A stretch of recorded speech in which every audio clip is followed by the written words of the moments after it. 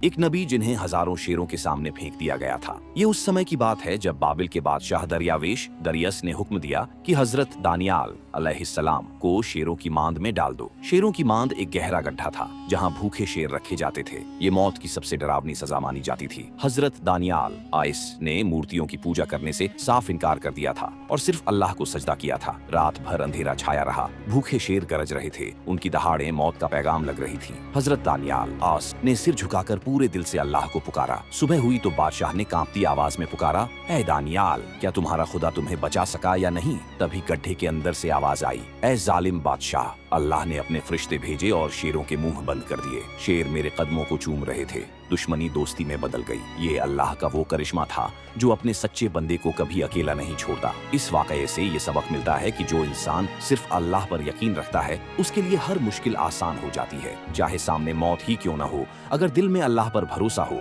तो हर डर मिट जाता है। हजरत दानियाल आयस ने दुनिया की सबसे कठिन आजमाइश का सामना किया, लेकिन उनका ईमान कभी नहीं डगमगाया। उन्होंने न किसी बादशाह से डर दिखाया न किसी शेर से, क्योंकि उन्हें यकीन था कि जो अल्लाह पर भरोसा करता है अल्लाह उसके लिए जमीन और आसमान के दरवाजे खोल देता है।